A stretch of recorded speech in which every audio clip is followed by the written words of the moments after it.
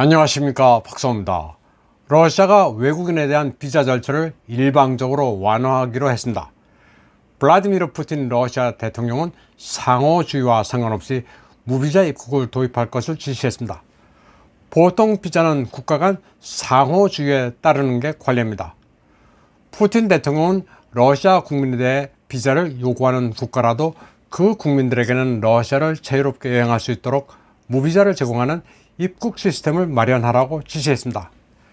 그는 러시아 내무부와 외교부, 연방보안국의 관광, 비즈니스, 교육 목적으로 러시아를 여행하는 외국인이나 스포츠 문화 행사에 참가하는 외국인을 위한 무비자 제도를 마련하라고 했습니다. 이 같은 결정은 대통령 자문기구인 러시아 스테이트 카운슬 집행위원회 회의 이후 내려졌습니다. 또 복수 비자의 유효기간을 늘리고 유람선의 국경 검색을 포함한 관광 분야의 규제 완화도 할 방침입니다. 크루즈선이 상트페테르부르크 항에 정박한 뒤 승객들의 하선에 정해진 시간 동안 무비자로 돌아다닐 수 있었던 것 같은 제도를 러시아의 다른 지역으로도 확대하라고 푸틴 대통령은 지시했습니다. 러시아 정부는 또 우호적 국가발 항공사의 여객, 화물 항공 편수를 늘리라고도 말했습니다.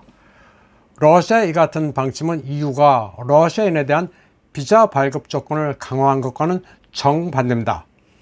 EU는 9월에 모스크바와의 비자 촉진 협상을 중단했습니다. 그리고 러시아인이 제3국에서 단기 EU 비자를 신청하는 것도 금지했습니다.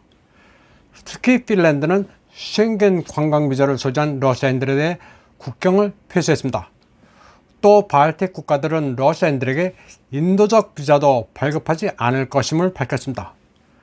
러시아는 우크라이나로 인해 나토, 유럽연합 회원국과 대리전을 치르고 있지만 이번 비자 면제 방침은 허를 찌르는 역발상입니다.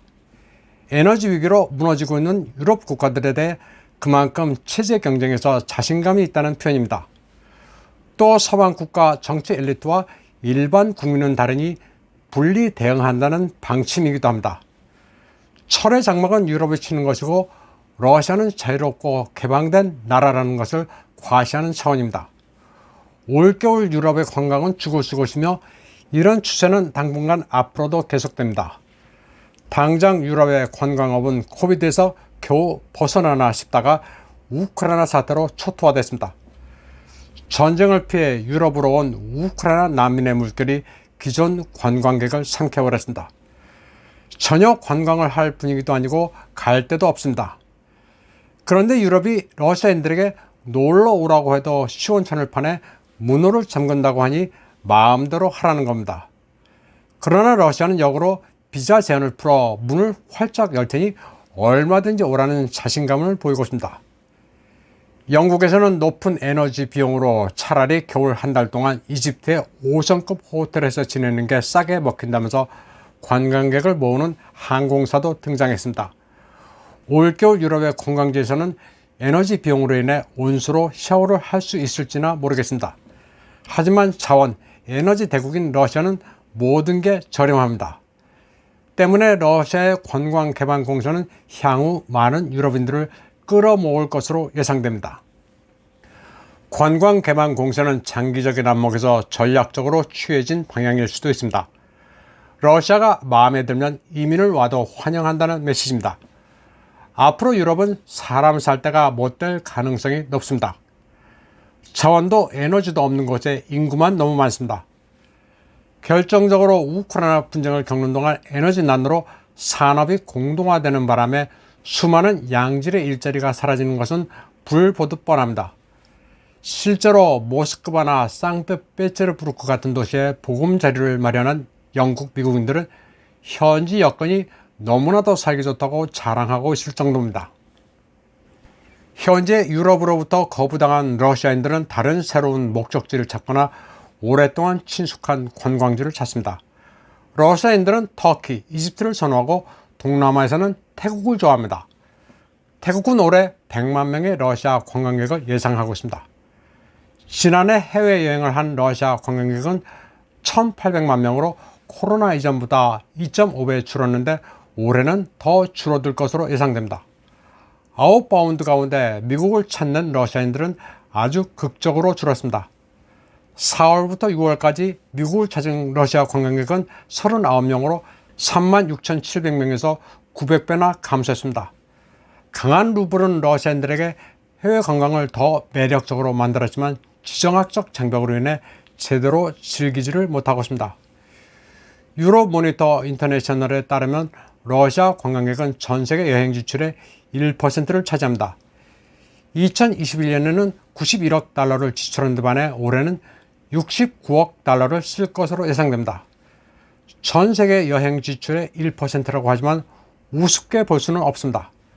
관광객의 절대 수치는 적어도 1인당으로 보면 씀씀이가 유럽인들보다 큽니다. 스위스 관광청에 따르면 러시아인의 하루 평균 여행 경비는 175유로로 138유로를 쓰는 독일인이나 99유로만 쓰는 짠돌이 프랑스인에 비하면 확실히 많이 씁니다. 이태리도 예년 같으면 170만 명의 러시아인이 10억 유로를 지출했겠지만 올해는 장사를 망쳤습니다. 핀란드도 마찬가지입니다. 산나 마린 총리가 러시아를 적대시하면서 핀란드 관광 수입의 19%를 차지하는 러시아인들을 내쫓게 생겼습니다. 러시아 관광객의 해외여행이 지장을 받자 국내 관광이 대안으로 떠오르고 있습니다. 상트페테르부르크, 소치가 가장 인기가 많지만 미지의 극동도 새롭게 주목받고 있습니다. 보시는 화면은 캄차카인데 프리모르스키, 사할린과 함께 새로운 여행 목적지로 각광받고 있습니다. 2022년에는 3,200만 명이 해외로 휴가를 가지 못해 억눌린 수요가 대기 중입니다. 캄차카 등 극동 지역은 풍부한 해산물, 눈과 화산, 지열 온천, 스키, 헬기 관광 등 독특한 관광 상품들이 풍부합니다. 극동 지역 관광은 연간 최대 300만 명의 승객을 수용할 수 있는 운송 허브인 블라디보스톡 공항을 중심으로 하고 있습니다. 그러나 사할린, 캄차카는 미개발 상태로 아직 교통이 불편합니다. 주로 경비행기나 헬리콥터, 특수 차량이 사용됩니다. 교통과 숙박 인프라가 아직 미비해 향후 발전 잠재력이 높습니다. 극동 지역에는 명목상 47,000개의 객실이 있다고는 하지만 이 가운데 현대적 품질 기준을 통과하는 것은 10% 정도에 불과합니다. 숙박시설은 대부분이 엉성하기 때문에 많은 사람들은 민박을 이용하거나 텐트에서 자연인으로 지냅니다. 물론 이 지역 면적의 80% 정도는 특별 자연 보호구역으로 지정돼 있어 인프라 구축에는 제한이 있는 것도 사실입니다. 그러나 러시아는 장기적 마스터 플랜을 세우고 서서히 이 지역을 개발하고 있습니다. 2035년까지 관광객을 670만 명까지 늘리고 제대로 된 호텔 객실은 7만 개로 늘린다는 계획입니다. 그리고 사계절 리조트 단지는 12개를 조성하기로 했습니다. 해외 자본 투자를 유치하기 위한 조건도 괜찮은 편입니다. 블라디보스톡 자유항에 기업을 세울 경우 소득세는 5%입니다. 그리고 5년 동안 토지세는 0%입니다. 러시아에서는 부동산을 처분할 때 양도소득세 같은 것도 없습니다. 기업을 하든 거주를 하든 한국보다 조건이 훨씬 좋은 편입니다. 극동 러시아는 많은 기회가 열린 땅입니다. 이번 방송은 여기까지 하겠습니다. 시청해주신 여러분 감사합니다.